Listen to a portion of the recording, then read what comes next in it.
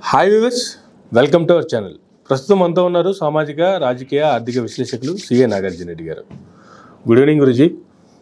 Good evening. చెప్పు, ఇవాళ నీకు ఏదో హాట్ టాపిక్ దొరుకుంటుంది. నాకు తెలిసినంత వరకు ఇప్పుడు నీ చేతిలో ఉన్నటువంటి హాట్ టాపిక్ జ్యుడిషియరీ, న్యాయస్థానాలు, న్యాయవాదులు, క్యాషు, అది దీపావళి మందులు పేలడము, తగలబడము.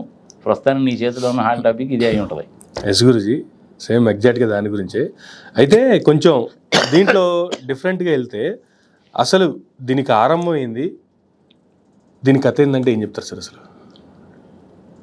దీనికి ఆరంభము అంటే 14వ తారీఖు రాత్రి ఇంచుమించుగా 11:30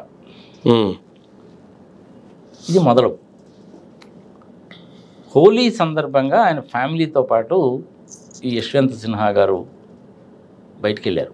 ఢిల్లీలో లేరు ఆయన, యశ్వంత్ వర్మ గారు. ఇంతకుముందు యశ్వంత్ వర్మ గారి గురించి చెప్పుకున్నాం కదా. Yes sir. జనవరి 69లో పుట్టాడు. తర్వాత రేవా యూనివర్సిటీలో LLB చదువుకున్నాడు. 5 కోట్ల కేసులు పెండింగ్ ఉన్నాయి. సంవత్సరం చెప్పుకున్నాం. ఇప్పుడు మళ్ళీ చెప్పే పని లేదు. కావాలంటే దాని లింక్ కూడా పెట్టు, జనాలకు ఆ ఇన్ఫర్మేషన్ కూడా తెలుస్తుంది. 14వ తారీఖు రాత్రి 11:30కి జరిగింది. లోపల ఇంట్లో అగ్ని ప్రమాదం జరిగింది. ఎక్కడ జరిగింది అది? ఇంటి బయట ఉండేటువంటి ఒక స్టోర్ రూమ్లో జరిగింది. జనరల్గా జడ్జెస్ హౌసెస్కి ఏంటంటే 24 గంటలు కూడాను భద్రత ఉంటుంది. ఇది సిఆర్పి వాళ్ళు కానీ లేదా కమాండోస్ కానీ వాళ్ళు ఉంటారు కాబట్టి 24 గంటలు కూడా భద్రత ఉంటుంది సార్. ఎవడొస్తున్నాడు ఎవడు పోతున్నాడు రాస్తారు. CCTV కెమెరాస్ ఉంటాయి. ఆ రూమ్ ఉంది. ఇప్పుడు అగ్ని ప్రమాదం జరిగింది ఆ రూమ్లో కదా. అవునా? స్టోర్ రూమ్లో అది షార్ట్ సర్క్యూట్ మూలంగా జరిగి ఉండొచ్చు, ఇంకో కారణం అయి ఉండొచ్చు. క్లియర్గా మనకి తెలియదు. అది ఫోటోగ్రాఫ్స్లో వాటిల్లో చూపించిన దాన్ని బట్టి చూస్తే మరి అది చాలా ఓల్డ్ రూమ్ లాగా ఉంది. ఇప్పుడు మన పల్లెటూళ్ళలో ఏం చేస్తామంటే మనం రూమ్ కట్టుకొని పైన మచ్చులు వేసుకుంటాం కదా. అవునా? ఆ మచ్చులు కింద ఏం చేసుకుంటాం, ఇంకో 3-4 ఆరలు పెట్టుకుంటాం. అలాంటిది అనమాట అది. అలా ఉందన్నమాట అది. ఎవరు వస్తున్నారు ఎవరు పోతున్నారు అనేటువంటిది 24 అవర్స్ తెలుస్తుంది. 24 గంటలు కూడా ఎవరు వచ్చారు, ఎవరు పోయారు, ఎప్పుడు వచ్చారు, ఎప్పుడు పోయారు అనేటువంటిది ఇన్వర్డ్ అవుట్వర్డ్ రిజిస్టర్లో రాస్తారు. అది ఫండమెంటల్ ఎవిడెన్స్ అనమాట. చక్కగా రికార్డ్ చేస్తారు అది. మరి 14వ తారీఖు రాత్రి 11 గంటలుగా జరిగితే ఇంచుమించుగా 21వ తారీఖు కానీ అది బయటికి రాలా. నీకు ఎందుకంటే రోజులు పెట్టింది? వస్తున్నా దానికి చాలా కారణాలు ఉన్నాయి దానికి. ఓకే, ఫోన్ చేశారు. ఎవరు ఫోన్ చేశారు? క్లారిటీ లేదు. 24 అవర్స్ సెక్యూరిటీ ఉంటే సెక్యూరిటీ వాడు చేశాడా? బహుశా అయి ఉండొచ్చు. సెక్యూరిటీ వాడే లోపల తగలబడుతుందండి సంగతి సమాచారం అని చెప్పి ఆయన అవుట్ స్టేషన్లో ఉన్నా కానీ ఆయనకు ఫోన్ చేసినట్టున్నాడు. ఆయన ఫైర్ డిపార్ట్మెంట్ వాళ్ళకి ఫోన్ చేస్తే ఫైర్ ఇంజన్లు వచ్చి దాన్ని ఆపేశాయి. మరి వీటి సెక్యూరిటీ గార్డ్గా ఉన్నటువంటి వాడిగా ఫోన్ చేశాడు. అందులో కూడా క్లారిటీ లేదు. సెక్యూరిటీ గార్డు చేసి చెప్పాడా? ఇంట్లో ఎవరన్నా ఉంటే వాళ్ళు చెప్పారా? చుట్టుపక్కల వాళ్ళు ఎవరన్నా చెప్పారా? అందులో కూడా క్లారిటీ లేదు. నీకు అనుమానం అనేటువంటిది అక్కడే మొదలవుతుంది జరిగినటువంటి ఇన్స్టెన్సెస్ మీద. ఇది పాయింట్ నెంబర్ 1. తాళం వేసిందా తాళం వేయలేదా? Point number 2. సరే, వాళ్ళు ఫైర్ డిపార్ట్మెంట్ వాళ్ళకి ఫోన్ చేశారు. 2 ఫైర్ ఇంజన్లు వచ్చినాయి. ఒక ఆఫీసర్ వచ్చారు, 3-4 మనుషులు వచ్చారు, మంటలు ఆర్పేశారు. అప్పటికే లోపల తగలబడడం జరిగింది. క్రక్సాద ప్రాబ్లం ఎక్కడొచ్చిందంటే నోట్ల కట్టలు అన్నీ కూడాను 500 రూపాయల నోట్ల కట్టలే. అందులో కొత్తవి ఉన్నాయి, పాతవి ఉన్నాయి, తగలబడిపోయినవి ఉన్నాయి, సగము తగలబడ్డాయి ఉన్నాయి. నెంబర్ కనపడుతుంది. ఆ పైన మచ్చు ఉంటుంది కదా ఇటు పక్కన, ఆ మచ్చు మీద కూడా తగలబడింది. ఆ ఫైర్ డిపార్ట్మెంట్ వాళ్ళు వచ్చినప్పుడు ఏం చేశారంటే ఆ మచ్చు మీద తగలబడ్డాయని కూడా కిందకి దులుపుతున్నారు. అది కూడా కనపడింది. అది కనపడినా కనపడకపోయినా CCTVలో కూడా రికార్డ్ అయి ఉంటుందిగా. మరి అక్కడ CCTV పెట్టారా లేదా అన్న సంగతి మనకు తెలియదు. ఈ ఫైర్ డిపార్ట్మెంట్ వాళ్ళు మాట్లాడుకుంటున్నారు, ఇది గాంధీ గారు తగలబడిపోతున్నారని. అది రికార్డు, అది బయటకు వచ్చింది. అది మనం కూడా విజువల్స్ చూసాము. సో ఇది జరిగింది. వాళ్ళు ఫైర్ ఆర్పేశారు, మా పని అయిపోయిందని చెప్పి వెళ్ళిపోయారు. 15వ తారీఖు ఆయన రిపోర్ట్ ఇచ్చాడు. ఇన్ని గంటలకు వెళ్ళాము, ఇది చూసాము, ఇది జరిగింది, ఆర్పేసాము, వెళ్ళిపోయాము అని చెప్పి ఆయన ఒక రిపోర్ట్ రాసి ఇచ్చాడు. ఆ రిపోర్ట్ కూడా పబ్లిక్ డొమైన్లోనే ఉంది. అందులో ఉన్నటువంటిది ఏంటి, తగలబడింది అని రాశాడు, కానీ ఏమి తగలబడ్డది రాయలా. ఓకే. నోట్లు తగలబడ్డాయి అన్న సంగతి అసలు రాయలా. ఓకే. ఏదో జరిగింది అక్కడ. 15వ తారీఖు పొద్దుటికి అది మొత్తం కూడా ఊడ్చిపారేశారు. ఏదో జరిగింది అక్కడ కూడా. మరి ఆ ఊడ్చిపారేసింది ఎక్కడికి తీసుకెళ్లారు, మరి తీసుకెళ్ళారు, మరి యమునా నదిలో పారేశారో మనకు తెలియదు. అదిలో కూడా క్లారిటీ లేదు. అక్కడ చుట్టుపక్కల రెగ్యులర్గా వచ్చి ఈ చెత్త తీసుకెళ్ళేసిన వాళ్ళు మేము నోట్లు చూసామండి అని చెప్పారు.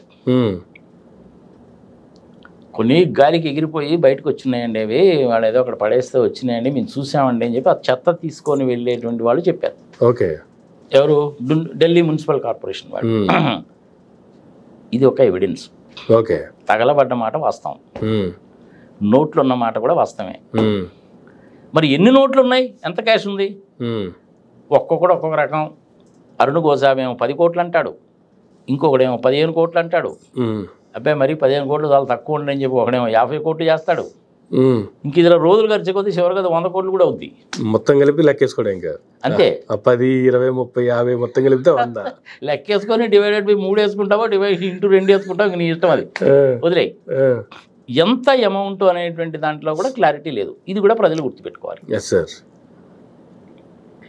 ఇదంతా కూడా 14, 15 తారీఖులో జరిగింది. కామన్ సెన్స్ తోటి ఆలోచిద్దామా మనం. అన్ని 500 రూపాయల నోట్లేగా. ఒక 50 కోట్ల రూపాయలు అనుకుందాం, మ్యాక్సిమం ఫిగర్ తీసుకుందాం. ఒక్కొక్క కట్టలో నీకు 100 నోట్లేగా ఉంటాయి. 100 నోట్లు అంటే 500 రూపాయల నోట్లు మల్టిప్లైడ్ విత్ 100 అంటే ఎంత అవుతుంది నీకు, 50,000 అవుతుంది. అంతేనా? అంతే. ఒక కట్టలో 50,000, ఒక కట్టలో నీకు 50,000గా ఉండేది. మరి 50 కోట్లు ఉన్నాయి అనేసి అంటే ఎన్ని కట్టలు ఉండాలి నీకు? నాకు తెలిసినంత వరకు 10,000 కట్టలు ఉండాలి. మరి ఆ రూమ్లో 10,000 కట్టలు పెట్టగలమా పెట్టలేమా అంటే పెట్టడానికి పాజిబిలిటీ ఉంది. అందుకని మొత్తం మీద పెట్టారు చూడు. ఓకే. బ్యాగుల్లో కూడా కొన్ని ఉన్నాయి, పెట్టడానికి కూడా ఇట్స్ వెరీ వెల్ పాసిబుల్. ఒకసారి నువ్వు ఊహించుకునే విధంగా పెట్టడానికి కుదురుతుందా లేదా? చిన్న రూమ్ అయితే కాదు అది, కనీసం మినిమం 12x12, 14x12 ఉంటుంది రూమ్ అది. అసలు జనరల్గా అలాంటి స్టోర్ రూముల్లో కూడా డబ్బులు దాచిపెడతారా? ఎవడు అక్కడికి పోడు కదా అని ఉద్దేశంతో దాచిపెట్టుకున్నాడు. ఓకే. ఎందుకు మనకి బాత్రూంలో దాచిపెట్టుకున్నాడు లేదా, ఫాల్ సీలింగ్ లోపల దాచిపెట్టుకున్నాడు లేరా, ఫామ్ హౌస్ లో దాచిపెట్టుకున్నాడు. అవి కామన్ గా చూస్తూ ఉంటాము, కానీ స్టోర్ రూమ్ లో కూడా డబ్బులు దాయొచ్చు. దానికి సెక్యూరిటీ కూడా ఉండాలి కదా, ఊరికే తీసుకెళ్లి డబ్బులు ఆడబెట్టుకుంటే 24 hours సెక్యూరిటీ ఉందిగా. ఆ సెక్యూరిటీ వాడు ఎక్కడో టీ తాగడానికో దానికో దీనికో పోయినప్పుడు ఇలాంటి కట్టలు తీసుకెళ్ళి లోపల పెట్టి మళ్ళీ తాళం వేసుకొని వచ్చేవాళ్ళేమో, మనకేం తెలుసు, క్లారిటీ లేదుగా. ఓకే. ఈ విషయంలో ఏంటంటే ప్రశ్నలు ఎక్కువ, సమాధానాలు తక్కువ. అన్నీ అటాలే. తగలబడింది అట, 50 కోట్లు అట, ఆయన ఫోన్ చేసి ఫైర్ డిపార్ట్మెంట్ వాళ్ళకి చెప్పాడు అట, వాళ్ళు రిపోర్ట్ కూడాను ఈ విధంగా రాయి అని చెప్పి యశ్వంత్ సిన్హా అనే వాడికి చెప్పాడు అట, ఈ సంగతి ఇంకెవరికి చెప్పకోని చెప్పాడు అట, పోలీసు వాళ్ళకి చెప్పలేదు అట, పోలీసు వాళ్ళకి తెలిసిపోయినప్పటికీ కూడాను మీరు కూడాను ఏమీ మాట్లాడొద్దని యశ్వంత్ సిన్హా అనే పోలీసు వాళ్ళకు కూడాను ఫోన్ చేసి చెప్పాడు అట. ఇవన్నీ అటాలేగా, ఇందులో దేంట్లో కూడా క్లారిటీ ఉండదు మనకి. ఈ అటాలకి సంబంధించి ఆరంభం అనుకుంటే 14th అనుకుందాం. 14.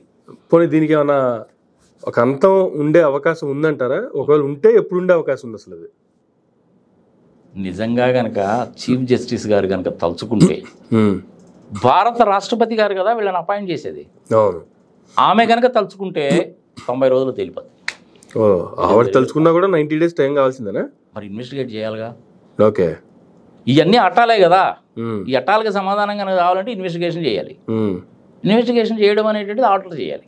అంటే లోపల డబ్బులు ఉన్న మాట అయితే వాస్తవమే కదా, అది కూడాను మనం చెప్పలేము. ఇప్పుడు ఆయన ఏమంటున్నాడు, యశ్వంత్ సిన్హా, సారీ యశ్వంత్ వర్మ గారు, నన్ను బదనాం చేయడానికి, నా పరువు తీయడానికి, నా మీద బురద చల్లడానికి, నా అభివృద్ధిని నిరోధించడానికి, నేను చీఫ్ జస్టిస్ అయిపోకుండా చూడడానికి కోసం అని చెప్పి మేము ఇంట్లో లేనప్పుడు ఎవడో బయటవాడు వచ్చి ఆ నోట్లు పెట్టి వాడే తగలబెట్టి వెళ్ళాడు అని ఆయన అంటున్నాడు. సెక్యూరిటీ వాళ్ళు ఏం బిగుతున్నారు మరి? అదే కదా క్వశ్చన్. వీళ్ళు చెప్పేటప్పుడు సెక్యూరిటీ వాళ్ళు ఏం చేస్తున్నారు? వాళ్ళు ఉంటారు కదా, మీరంటే టూర్ వెళ్ళారు ఫ్యామిలీతో, ఓకే అది క్యాజువలే, కానీ సెక్యూరిటీ వాళ్ళు అయితే టూర్ వెళ్ళరు కదా. ఒకవేళ టూర్ వెళ్ళినా ఆ ప్లేస్ లో రీప్లేస్మెంట్ ఉంటుంది కదా. అది కదా, అందుకనే కదా సెక్యూరిటీ వాళ్ళు ఉన్నమాట వాస్తవమే. మీరు నోరు మూసుకుంటారా అని చెప్పాడేమో, చెప్పాడట, చెప్పాడేమో, ఇయే కదా అన్ని. మరి ఇప్పుడు అంత క్లియర్ గా నీకు విజువల్స్ లో కనపడుతుంటే, గాంధీ గారు తగలబడిపోతున్నారని వాయిస్ మెసేజ్ వినపడుతుంటే, టార్చ్ లైట్ వేసి చూసినటువంటి వ్యవహారం కనపడుతుంటే, వాడు మత్తులు కోల్ లాంగ్వేజ్ గాంధీ గారు తగలబడిపోతున్నారంటే కోల్ లాంగ్వేజ్ అది. వాడు హిందీలో చెప్తున్నాడు అది.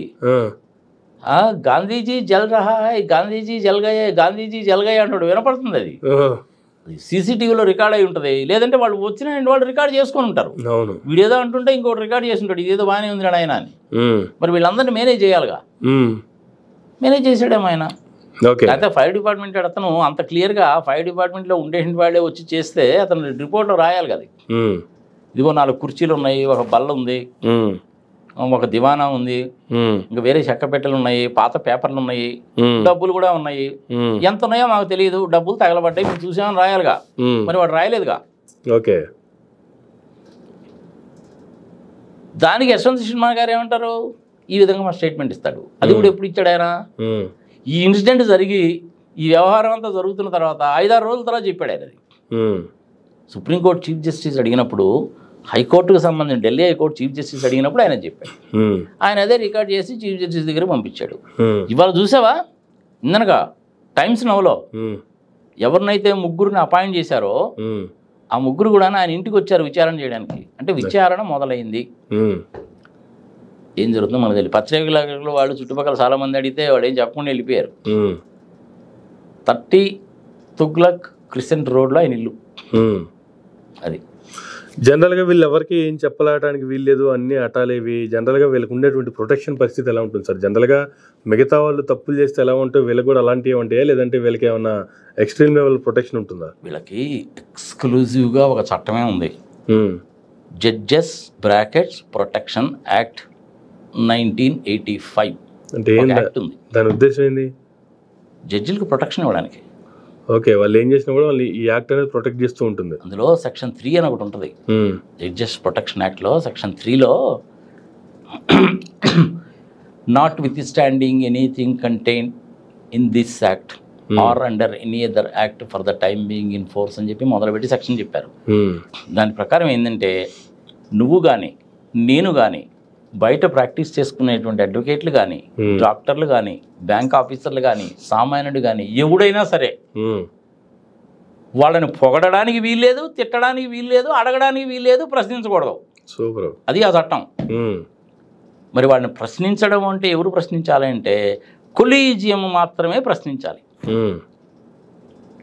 ఇది దాని చట్టం. అందుకని జడ్జెస్ని ఏమన్నా కనుక కామెంట్ కనుక నా మనసులో మాట కదా అని చెప్పి నువ్వు కనుక కామెంట్ కనుక చేసావంటే ఆ చట్టం కింద తీసుకెళ్ళి నేను బొక్కలో దోస్తారు. కంటెంప్ట్ ఆఫ్ కోర్ట్ అని చెప్పి నేను బొక్కలో దోస్తారు. అయితే నువ్వు అడగచ్చు, ఏమండి మీరు ఇవన్నీ చదివారా, చదివినోళ్ళగా చెప్తున్నారండి అని చెప్పి నువ్వు అడగచ్చు. జనరల్గా జనాల ఉద్దేశం ఎట్లుంటుందంటే, అమర్ చార్టర్డ్ అకౌంటెంట్ అంటే ఏముందా, ఏదో దొంగలకి లాసుకొని ట్యాక్స్లా కొట్టుకొని బతుకుతుంటారా అని చెప్పి అనుకుంటుంటారు. కానీ చాలా తప్పది. ఇది దాని విషయాన్ని తర్వాత వస్తాను. చార్టర్డ్ అకౌంట్స్ మీద మా మీద కామెంట్స్ ఎలా ఉంటాయి అన్నది. చార్టర్డ్ అకౌంటెంట్స్ కానీ, కాస్ట్ అకౌంటెంట్స్ కానీ, కంపెనీ సెక్రటరీస్ కానీ, డాక్టర్స్ కానీ, ఆర్కిటెక్ట్స్ కానీ, ఇంజనీర్స్ కానీ, ఇవన్నీ కూడాను ప్రొఫెషన్సేగా.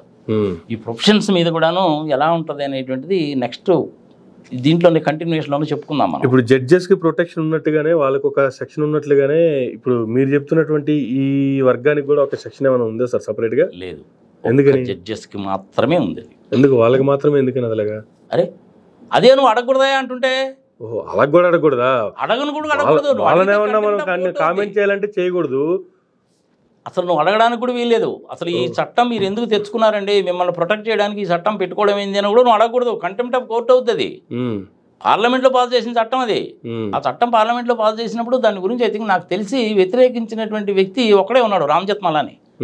కానీ ఇప్పుడు అదే రామ్ జెత్మలానీ గారి సన్ ఉన్నాడు, ఆయన డిఫరెంట్ టోన్లో మాట్లాడుతున్నాడు ఇప్పుడు ఆయన. Maheshwar Jethmalani. Ram Jethmalani is great person. అది బ్లాక్ మనీని గురించి, మోడీని గురించి 90 లక్షల కోట్లు తీసుకొస్తానన్నావు, ఏం చేసావు, బ్లాక్ మనీని ఏం చేశాను గట్టిగా ప్రశ్నించిన మనిషి. అమ్మో నీలాంటి వాడుతాడు మా కొంపలు అంటూ పోతారా బాబు ఆయన బయటికి గండిశారు. సుబ్రహ్మణ్య స్వామి అలాగే మాట్లాడుతుంటాడు. ఇద్దరు మళ్ళీ బీజేపీలోనే ఉన్నారు. Any that is different thing. కావాలంటే ఇంకొక వీడియో చేసుకో దాని గురించి. ఈ చట్ట ప్రకారము ఆ సెక్షన్ 3లో చెప్పిన దాని ప్రకారము జడ్జెస్ని ఏమనడానికి వీల్లేదు. ఇంకొక విచిత్రం ఏంటో తెలిసిన, ఐఏఎస్ ఆఫీసర్కి కూడాను జ్యుడిషియల్ పవర్స్ ఉంటాయి వాళ్ళకి కూడాను. అందుకనే మీరు ఎక్కడైనా కలెక్టర్స్ ఆఫీస్లో బోర్డు చూడు, నువ్వు district collector and first class magistrate అని ఉంటుంది. ఆయన్ని కూడా నువ్వేమనడానికి వీల్లేదు. కానీ కలెక్టర్ని చాలా మంది తిడుతుంటారుగా. ఇట్లా తిట్టేటువంటి తిట్లు ప్రతి కూడా నువ్వు నన్ను అన్నావా నీ జ్యుడిషియల్ అని చెప్పి వాడు కేసులు పెట్టిన సందర్భాలు నీకు ఎక్కడన్నా ఉన్నాయా? లేవు. కానీ జడ్జిని కామెంట్ చేస్తే కేసులు పెట్టిన సందర్భాలు కొన్ని వేలు ఉన్నాయి. ఇది ప్రజలు తెలుసుకోవాలి. ప్యూర్ ప్రొటెక్షన్ అన్నమాట వాళ్ళకి. అదేవిధంగా ఐపీసీలో సెక్షన్ 77 కింద కూడా వాళ్ళకి ఇమ్యూనిటీ ఇచ్చారు, స్పెషల్ ప్రొవిజన్స్. అట్లా కొన్ని ఉన్నాయిలే వాళ్ళకి. కానీ భారత రాజ్యాంగం ఏం చెప్తుంది? ఆర్టికల్ 14 ఏం చెప్తుంది, ఆర్టికల్ 19 ఏం చెప్తుంది? ప్రజలకు తెలియాలిగా. ఆర్టికల్ 14లో irrespective of caste, creed, colour, religion, region, customs, traditions ఏదైనా ఉండొచ్చు, భారతదేశంలో ఉన్న పౌరులందరికీ కూడాను సమానమే, న్యాయము ముందు అందరూ సమానమే. ఇది ఆర్టికల్ 14, జస్ట్ అండ్ ఈక్విటీ అన్నమాట. ఆర్టికల్ 19 ఏం చెప్తుంది భారత రాజ్యాంగంలో? ప్రజలు కూడా తెలుసుకోవాలి. ఆర్టికల్ 19 సబ్సెక్షన్ 1 క్లాజ్ ఏలో ఏం చెప్తున్నారంటే ABCDEFలు ఇచ్చారు. అందులో ఏం చెప్తుందంటే రైట్ ఆఫ్ ఎక్స్ప్రెషన్, నీకు వాక్ స్వాతంత్ర్యము ఉంది, నీ మనసులో మాట నువ్వు చెప్పుకోవచ్చు. అది జడ్జిలకు వ్యతిరేకంగా చెప్పవచ్చా చెప్పకూడదా అనేదంటే క్లారిటీ లేదు. మన జడ్జిలను కూడాను వ్యతిరేకంగా చెప్పచ్చు. ఏంద్ర నువ్వు ఇచ్చే జడ్జిమెంట్ సంగతి సంవత్సరం నీ వ్యవహారం ఏంది నాకు తెలుసులే, నీ వ్యవహారం ఏంది నాకు తెలుసులేవా, నీకు ఏడు నుంచి వచ్చినాయి ఎంత డబ్బులు, ఏ కేసుకు నువ్వు డబ్బులు తీసుకోకుండా జడ్జిమెంట్ చెప్పావా అని జనాలు అంటారేమో ఈ ఆర్టికల్ 19(1) ప్రకారం అని ఈ ప్రొటెక్షన్ తెచ్చుకున్నారు వాళ్ళు. అంటే వాళ్ళని వాళ్ళు ప్రొటెక్ట్ చేసుకుంటున్నారు. యాక్చువల్గా ఈ యాక్ట్ అనేటువంటిది నాకు తెలిసినంతవరకు చెప్తున్నా, ఈ యాక్ట్ అనేటువంటిది 1985 జడ్జెస్ ప్రొటెక్షన్ యాక్ట్ 1985. ఇది యాక్ట్, ఇది పార్లమెంట్లో పాస్ చేసిన యాక్ట్. కానీ ఏ యాక్ట్ దేశంలో చేసినా అది భారత రాజ్యాంగానికి లోబడే ఉండాలిగా. అంతేగా, అవునా? భారత రాజ్యాంగానికంటే సుపీరియర్ ఏం కాదుగా. అంతే కదా. ఇది ప్రజలు తెలుసుకోవాలి. నా వాదన ఏంటంటే భారత రాజ్యాంగంలో ఆర్టికల్ 19 ప్రకారము నాకు సబ్సెక్షన్ 1 ప్రకారము నాకు వాక్ స్వాతంత్రం ఇచ్చావు, వేరే వాడిని కించపరచాలని కానీ, దురుద్దేశంగా మాట్లాడాలని కానీ, అవమానకరంగా మాట్లాడాలని కానీ, పంచులు ఇచ్చి నేను సునకానందం పొందాలని కానీ నా ఉద్దేశం కాదు. నాకు తెలిసినంత వరకు మీరు చేసింది బాగలేదండి అని చెప్పడం అనేది నా ఉద్దేశం. ఇలా చేస్తే బాగుండేదని చెప్పడం నా ఉద్దేశం. కానీ ఈ జడ్జిల విషయంలో ఆ ప్రొటెక్షన్ అనేటువంటి వాళ్ళకి ఆ సెక్షన్ 3 కింద నువ్వు ఆ మాట కూడా అనడానికి వీల్లేదు. మరి ఇప్పుడు భారత రాజ్యాంగాన్ని వైలేట్ చేసినట్ట కదా? ఆర్టికల్ 14, ఆర్టికల్ 19 ఈ రెండు చూడు, వైలేట్ చేసినట్టేనా కదా? ప్రజల విజ్ఞతకు వదిలేద్దాము, జడ్జిల విజయానికి వదిలేద్దాము. నీ లాయర్ని కాదు, నీ చార్టర్డ్ అకౌంటెంట్. కానీ మేము CA చదివేటప్పుడు నా ఓన్ ఇంట్రెస్ట్ తోటే నేను భారత రాజ్యాంగంలో ఉండేటువంటి 14 చదివాను, ఆర్టికల్ 3 చదివాను, 4 చదివాను, 2లో ఉండేటువంటి డెఫినేషన్లు చదివాను, 1లో ఉండే అప్లికబిలిటీ చదివాను, ప్రియాంబుల్ చదివాను, 14 చదివాను, 19 చదివాను, 21 చదివాను, 35 చదివాను, 35A చదివాను, 356 లాంటివి కూడా చదివాను. దానికి సంబంధించిన కేసు రాసు కూడా చదివాను. భారత రాజ్యాంగానికి సంబంధించినటువంటి కేసు రాసుల గురించి కనుక ఫస్ట్ చెప్పుకుంటే ప్రధానంగా చెప్పుకునే కేసు ఏంటంటే SR బొమ్మాయి కేసు చెప్తారు. It's a very remarkable judgement. కాబట్టి అఫ్కోర్స్ వేరే కూడా చాలా ఉన్నాయనుకో, ఇది వేదాంత వాళ్ళకి సంబంధించినటువంటి, వడాఫోన్ వాళ్ళకి సంబంధించినటువంటి, తర్వాత మన అయోధ్యకు సంబంధించినటువంటి కేసులు ఇవన్నీ చాలా ఉన్నాయనుకో, that is a different thing. ప్రజలకి అవన్నీ ఎందుకు అంత చేయటం? అదేవిధంగా నేను వేరే యాక్ట్స్కి సంబంధించిన కూడా చదువుతుండేవాడిని. సో ఇప్పుడు IPC ఉందనుకో, అది IPCలో 409 అనేసి అంటే కరప్షన్, అవినీతి. 120B అది కూడా ఇంచుమించు అట్లాంటిదే. 420 దొంగ. యాంటీ కరప్షన్ యాక్ట్లో సెక్షన్ 17A అని ఒకటి ఉంటుంది, గుర్తుందా నీకు? సెక్షన్ 17A చంద్రబాబు నాయుడు గారికి సంబంధించిన కేసు అది. సెక్షన్ 17A అనేటువంటిది నాకు వర్తించదో, వర్తిస్తుంది. 371 దాంట్లో కుంభకోణంలో దాని కింద అసలు నన్ను అరెస్ట్ చేయడానికి వీల్లేదని కదా ఆయన అన్నది. అవును, క్రాష్ చేయమని కదా ఆయన కోర్టులో కేసు పెట్టాడు. అవును, అది లోయర్ కోర్టులో కట్టేశారు.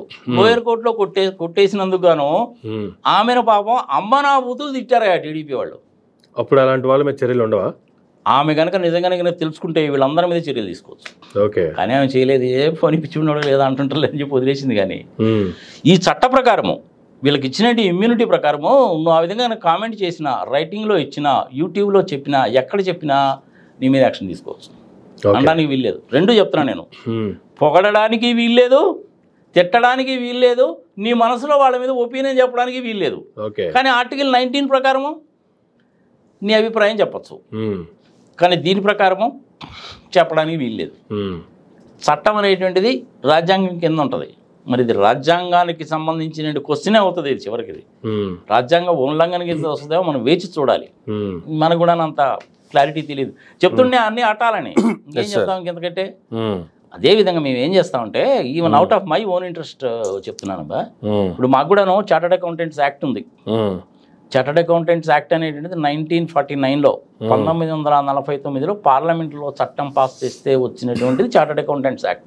దాని కింద నేను చార్టర్డ్ అకౌంటెంట్ని. అదేవిధంగా మనీ లాండరింగ్ యాక్ట్ అని ఒకటి ఉంది. ఈడీ, సిబిఐ అని మనకు తెలిసినాయి కదా. ఈ మనీ లాండరింగ్ యాక్ట్ కింద ఏంటంటే ఈడీ వాళ్ళు వస్తుంటారు. క్రిమినల్ కేసెస్ కానీ, ఫైనాన్షియల్ ఫ్రాడ్స్ కానీ జరిగితే సిబిఐ వాళ్ళు వస్తుంటారు. ఈ రెండు సంస్థలు. ఇవి కాకుండా ఎన్ఐఏ, నేషనల్ ఇంటెలిజెన్స్ ఏజెన్సీ, ఇట్లాంటి సంస్థలన్నీ కొన్ని ఉన్నాయి. అలాగే మేము కూడాను అడ్డగోలుగా సంతకాలు కనుక పెడితే కుదరదు. మమ్మల్ని కూడా తీసుకెళ్ళి ఒకళ్ళు వస్తారు. ఓకే, జడ్జెస్కి ఏమైందంటే వీళ్ళకి ప్రొటెక్షన్ ఉంది. వీళ్ళని అనడానికి వీల్లేదేమి, పొగడ్డానికి వీల్లేదు, అనడానికి వీల్లేదు, నీ మనసులో భావం చెప్పడానికి వీల్లేదు, సంవత్సరం ఏమి చేయడానికి వీల్లేదు.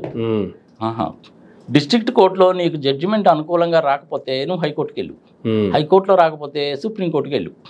సుప్రీంకోర్టులో ఒక జడ్జి ఇచ్చింది నచ్చకపోతే నువ్వు అప్పీల్ చేసుకోవచ్చు. ముగ్గురు ఉండేటువంటి బెంచ్లో నీకు మళ్ళీ న్యాయం జరుగుతుంటుంది. ఇంక ఇది ఇలా పోతూనే ఉంటుంది.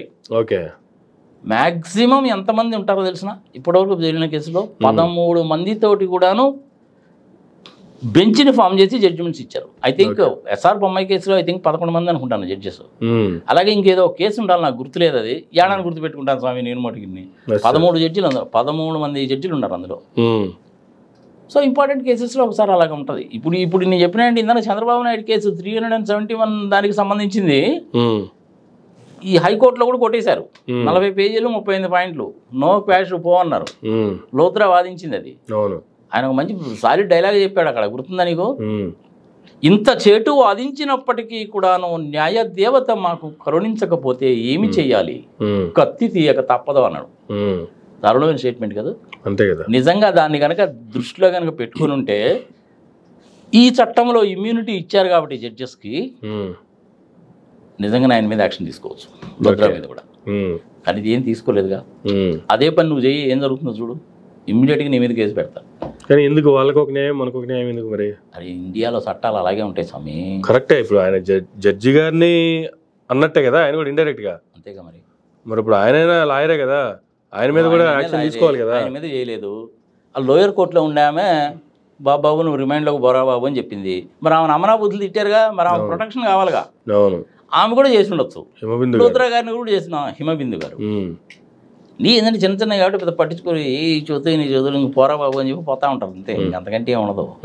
చాలు. సో అసలు 14 ఇండియాలో ప్రజలకు తెలియాలి కాబట్టి చెప్తున్నాను. ఇప్పటి వరకు 1250 చట్టాలు ఉన్నాయి ఇండియాలో. అందులో రాష్ట్ర ప్రభుత్వాలు చేసినాయి, కేంద్ర ప్రభుత్వాలు చేసినవి ఉన్నాయి. ఈ చట్టాల కింద 5 కోట్ల కేసులు ఉన్నాయి. దాని లెక్క చెప్పాను ఇంతకుముందు, మళ్ళీ అడగ దానికి అయిపోతుంది. ఓకే, అయితే ప్రధానంగా మనకి ప్రజల్లో ఉండేటువంటి 2 సామెతలు ఉంటాయి అమర్ ఈ విషయంలో. ఒకటి ఇంగ్లీష్లో ఉంటుంది, Indian laws are thick walls with big man holes. Big man holes అంటే భారతదేశంలో ఉండే చట్టాలన్నీ కూడాను చాలా పటిష్టంగానే రాశారు. కానీ ఎంత పెద్ద బొక్కలు ఉన్నాయంటే దూరిపోవచ్చు అందులో నుంచి సేఫ్గా. అదనమాట అది. Indian laws are thick walls with big man holes. ఇది ఒక సామెత, నార్మల్గా అందరూ వాడుతుంటారు. అదే వాడుతున్నాను నేను కూడా. ఇదేం కంటెంప్ట్ ఆఫ్ కోర్టు కిందకి రాదులే. ఓకే, రెండవది sir, కానూన్ there high Magar అందేరా Nahi high. న్యాయదేవతకి ఇది ఇప్పుడు గుడ్డ కట్టి ఉంటారు కదా, మళ్ళీ అక్కడ కూడా చూడు మళ్ళీ ఇంకా సెక్స్ డిస్క్రిమినేషన్ అనమాట. మేలు ఫిమేల్ అని న్యాయ దేవత అంటారు, న్యాయ దేవుడు అంటారు చూడు. ఆమె కూడా కళ్ళకి అంతలు కట్టేశారు. అందుకనే అనమాట అది కానూన్ దేర్ హాయ్ మగర్ అంధేరా నహి హై అని ఎందుకు అన్నారంటే, ఇది ఒక హిందీ సినిమాలో ఉన్న డైలాగ్ ఇది. I think if I remember that, నేను మెడ్రాస్లో ఉన్నప్పుడు చూశాను ఆ సినిమా. అబ్బా భలే చెప్పాడు రా బాబు వీడని. అది దేంట్లో ఉంటేది రామ్ తేరీ గంగా మేరీ అనే హిందీ సినిమా, అది చాలా బాగుంటుంది ఆ సినిమా. అది ఆ సినిమాలో డైలాగ్ అనమాట. అది మైండ్లో అట్లా ఫిక్స్ అయిపోయింది. అది అదేవిధంగా ఇది Indian laws are thick walls with big man holes అనేటువంటిది కూడాను చెప్పినండి వ్యక్తి పేరు నాకు గుర్తులేదు. But subjected to correction I think Nani Palkhivala అనుకుంటున్నాను చెప్పినట్టున్నాడు ఆయన. బడ్జెట్ మీద ఒకసారి చెప్తూ చెప్పినట్టున్నాడు ఆయన, ఇన్ని లూప్ హోల్స్ ఉంటాయని. సో ఇది రెండు సామెతలు చాలా కామన్గా ఉంటాయి, ప్రజలు కూడా గుర్తుపెట్టుకోండి. ఎక్కడో ఒకసారి ఎవరికొకడికి ఉపయోగపడతాయి. ఇట్లా రకరకాల చట్టాలు అనేటువంటివి ఉన్నాయి. డాక్టర్స్ ఉన్నారు, ఆపరేషన్ చేస్తుంటారు, ముందు నీ చేత సంతకం పెట్టుకుంటారు. ఆడు పేషెంట్ చనిపోయాడు అనుకో, ఆపరేషన్ సరిగా చేయకపోవడం మూలకంగా వాడికి ప్రొటెక్షన్ ఉంది. వాడు ఏం చెప్తాడు, నేను రాసిచ్చిన మందులు వాడలేదు, నువ్వు నేను చెప్పినటువంటి నీళ్లు తాగలేదు, నువ్వు స్వీట్ తిన్నావేమో, నువ్వు స్నానం చేసావేమో, చేయకుండా ఉన్నావేమో, ఫలాని సబ్బు వాడలేదు, ఇలాంటివన్నీ ఏదో ఒక రీజన్ పెట్టి తప్పించేసుకుంటుంటారు. కానీ జడ్జెస్ విషయంలో ఏంటంటే అసలు వీళ్ళకి ఇచ్చినంత ప్రొటెక్షన్ ఇంకెవరికి లేదయా, ఇంకెవరికి లేదు. ఇప్పుడు మన తెలుగు సినిమా యాక్టర్ ఉంది ఎవరు, శ్రీదేవి, వాళ్ళ అమ్మగారికి ఎడం కనుక ఆపరేషన్ చేయాల్సింది కుడి కనుక ఆపరేషన్ చేశారు, కన్ను పోయింది, ఉన్న కన్ను పోయింది, ఇది పోయింది, కాంపెన్సేషన్ ఇచ్చారు ఆమెకి. కానీ జడ్జెస్ విషయంలో మటుకు నువ్వు పొగడడానికి వీల్లేదు, తిట్టడానికి వీల్లేదు, నీ ఒపీనియన్ చెప్పడానికి వీల్లేదు, ఏమీ చేయడానికి వీల్లేదు, అంతే. ఇది న్యాయమా ధర్మమా ప్రజల విజ్ఞతకి వదిలేద్దాం, లా ప్రాక్టీస్ చేసేటువంటి వాళ్ళ విజ్ఞతకి వదిలేద్దాం. అట్లనే మా చార్టర్డ్ అకౌంటెంట్స్ కూడా ఉన్నారు, ఆర్కిటెక్ట్స్ కూడా ఉన్నారు కదా, నేను కూడా సర్టిఫికేట్స్ ఇస్తుంటాగా, అవునా?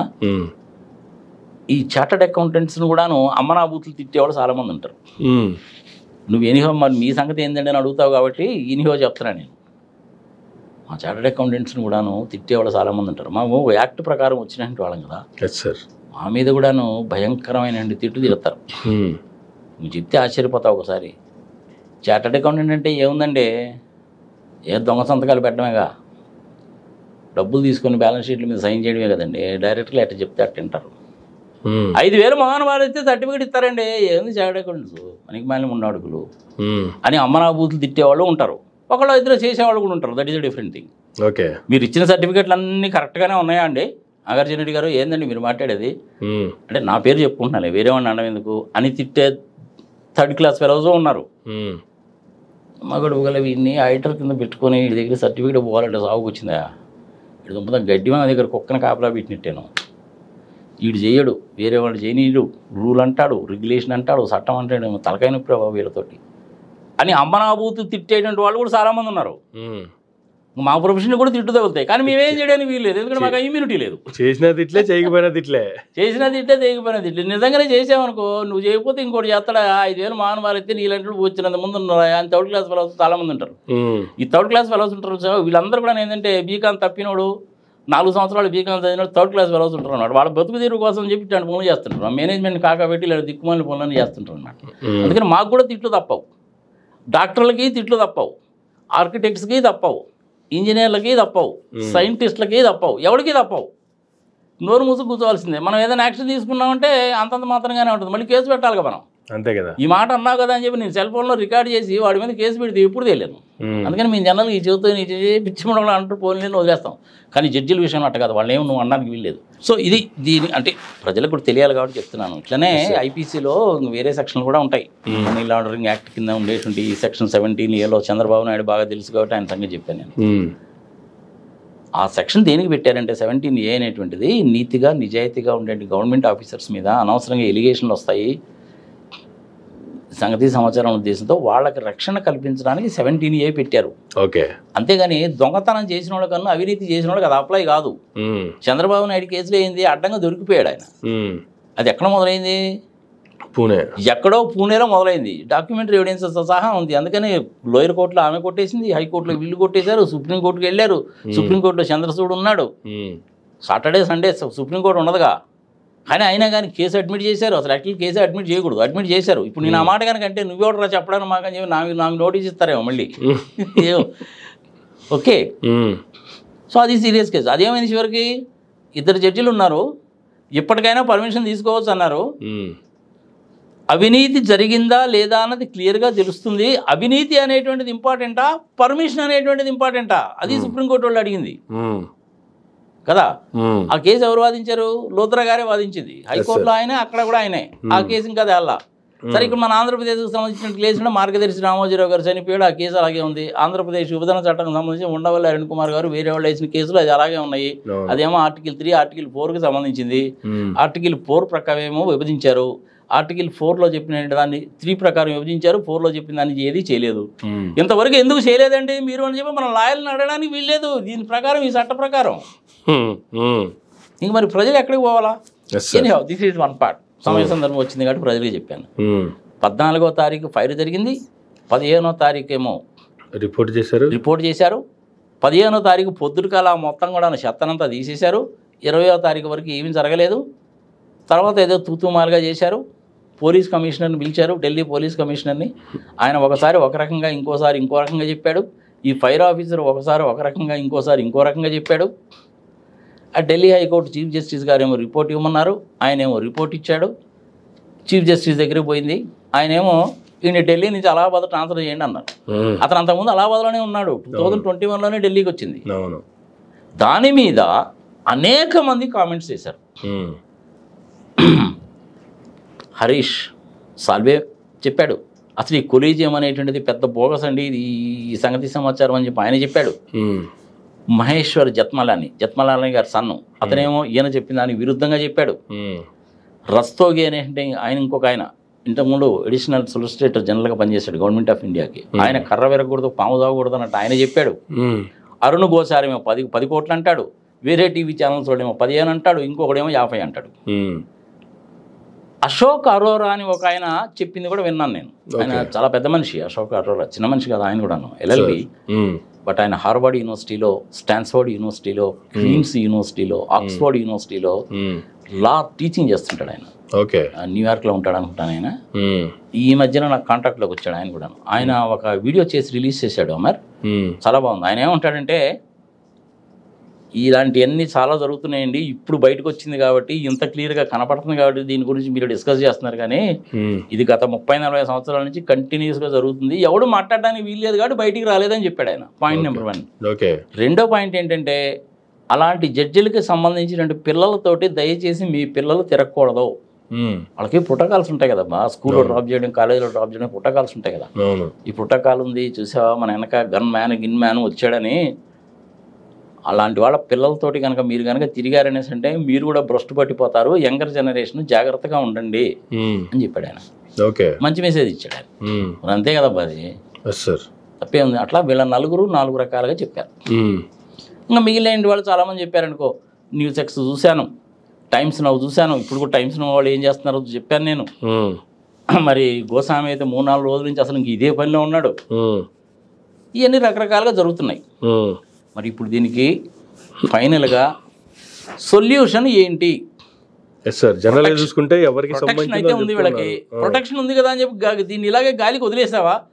ఈ విషయం బయటకు వచ్చిన తర్వాత గత 10-15 సంవత్సరాల నుంచి కూడాను జనాలకి కోర్టు అనేసి అంటే ఎందుగా కోర్టు అనవసరంగా, మనమే అటు 10 రూపాయలు ఇటు 10 రూపాయలు తీర్చుకుంటూ పోయే, కోర్టుకి వెళ్తే కేసులు తేలేనా సచ్చానా, వాయిదాలు ఏడదస్తాం స్వామి, ఎందుకు వచ్చిన బాధ అని ఒక రకమైన విరక్తి వచ్చేసింది జనాల కోర్ట్స్ అంటే. ఈ జడ్జెస్ జనరల్గా విరక్తి వచ్చిందంటే ఒక అర్థం ఉంది సార్, కానీ సుప్రీంకోర్టు చీఫ్ జస్టిస్ గా చేసినటువంటి మన తెలుగు బిడ్డ ఎన్వి రమణ గారు కూడా దీని మీద కామెంట్ చేశారు. ఏమని? న్యాయ వ్యవస్థల మీద ప్రజలకి నమ్మకం సన్నగిల్లిపోతుంది అనేటువంటి కామెంట్లు చేశారు. ఏమో ఆయన జీవితంలో మొట్టమొదటిసారి నిజం చెప్పినట్టున్నాడు. వీళ్ళందరూ కూడాను సర్వీస్లో ఉన్నప్పుడు మటుకు ఇట్లాంటివి చెప్పరు. సర్వీస్లో నుంచి బయటకు వచ్చిన తర్వాత ఇట్లాంటి నీతులు అనేది చాలా చెప్తుంటారు. ఇంక వదిలేదు. సరే మన తెలుగువాడు కాబట్టి చాలా గొప్పవాడని చెప్పి మనం అనుకోవాలి. ఇప్పుడు అట్లా మన తెలుగు ఆయన ఇంకొక ఆయన ఉన్నాడు, చలమేశ్వరరావు గారు అని. Is also an excellent personality. నాకు కూడా మంచి మిత్రుడు ఆయన. నిష్పక్షపాతంగా మాట్లాడతాడు ఆయన.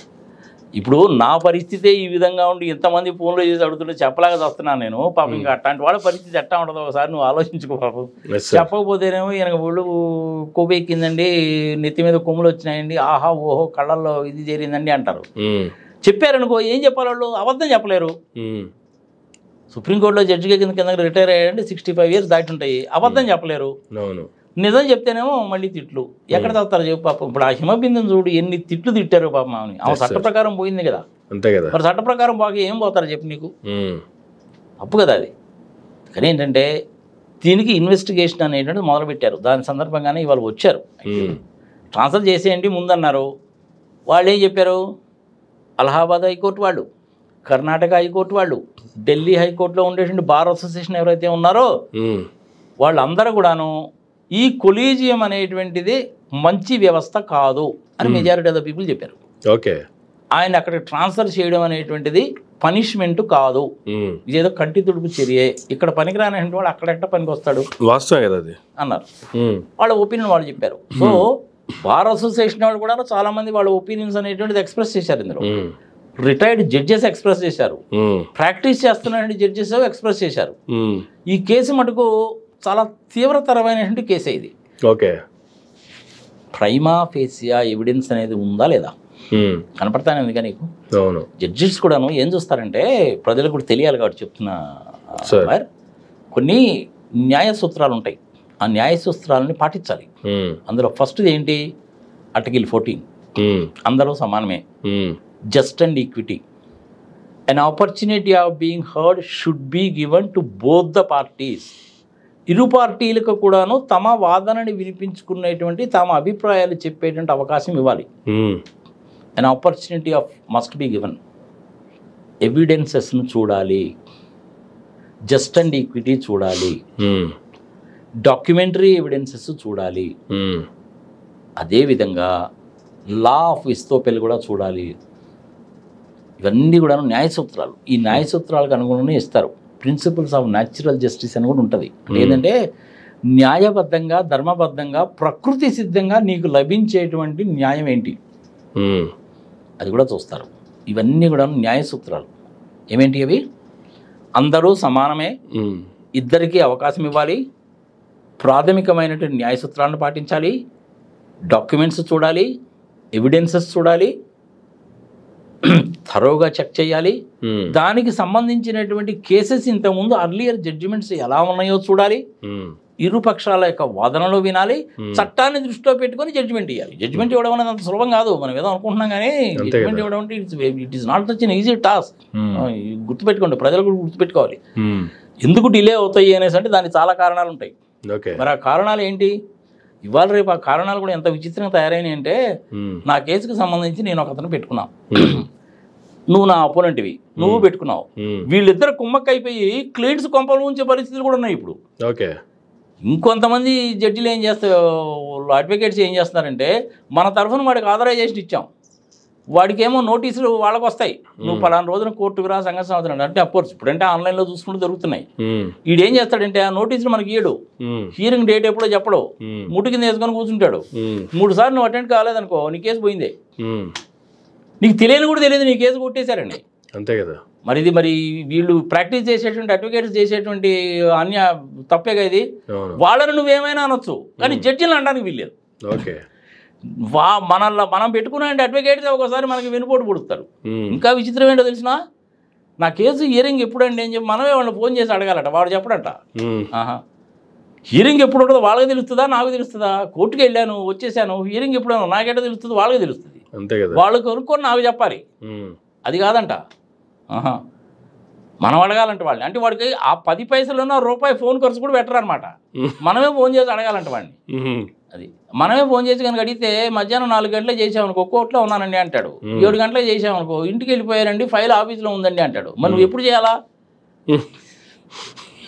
మేము చార్టర్డ్ అకౌంటెంట్స్ మేమర్. సార్ ఇప్పుడు నా క్లయింట్కి సంబంధించింది ఏదైనా అప్పీల్ కేసు కమిషనర్ దగ్గరకు కేసు కనుక ఉన్నట్లయితే పలానా రోజున హియరింగ్ ఉందా బాబు, ఆయన అడిషనల్ కమిషనర్ గారు రమ్మన్నారు, నాకు ఈ డాక్యుమెంట్లు కావాలో కొంచెం తెచ్చిపెట్టు బాబు, నేనే ముందు చెప్పి ఫోన్ చేసి చెప్తాను. డాక్యుమెంట్స్ ఏమి ఇచ్చే పని లేదనుకో, ఇవాళ హియరింగ్ ఉందా ప్రతాప్ రెడ్డి, వెళ్తున్నాను నేను, ఇది 4వ సారి కదా హియరింగ్, మోస్ట్ ప్రాబ్లీ ఇవాళ తేలిపోతుందిలే, ఏదో ఒకటి చాలా వరకు ఇన్ఫర్మేషన్ ఇచ్చాం కదా, ఇవాళ ఏదో ఒకటి తేలిపోతుందిలే అని చెప్పి చెప్తాం మేము వాళ్ళకి. నా క్లయింట్కి చెప్పాల్సిన బాధ్యత నాదేగా. అంతే కదా. కానీ మన ఈ చిన్న చిన్న కోర్ట్స్లలో ఉండేటువంటి అడ్వకేట్స్ ఈవెన్ హైకోర్టులో ఉండేవాళ్ళను లేదా డిస్ట్రిక్ట్ కోర్టులో ఉండేటువంటి మన తరఫున పెట్టుకున్న జడ్జిలు అంటున్నాను, లాయర్లు, మనం ఫోన్ చేసి అడగాలంట వాడిని. అదేమంటే అవసరం మీది కదండి అంటాడు. నాది అవసరం అయితే నేనే వాదించుకుంటాను, నువ్వెందుకు సంకరాకరా నాకు. బెస్ట్ ఉదాహరణ రామోజీరావు గారి కేసులో ఉండవల్లి గారు వేసిన పరిస్థితి కూడా అదే కదా. అంతే. ఢిల్లీలో వేరే రాష్ట్రానికి సంబంధించిన కర్ణాటక ఎంపీ అనుకుంటా, ఆయన వచ్చి మీకు థ్యాంక్ యూ సార్, మీ వల్లే నా కేసు కూడా కొట్టేశారు అంటే, నీ కేసు కొట్టేది నాకు ఆయన తెలియదు. ఉండవల్లి అరుణ్ కుమార్ గారికి తెలియదట రామోజీరావు గారు కేసు కొట్టేశారండి. నేను ఇదేంటి కేసు కొట్టేయడం నాకు తెలియదు అనేది అంటే, మొత్తానికి నేను బయటపడ్డారండి అన్నాడంట ఆయన. ఇంకా అట్టనే ఉంటుంది.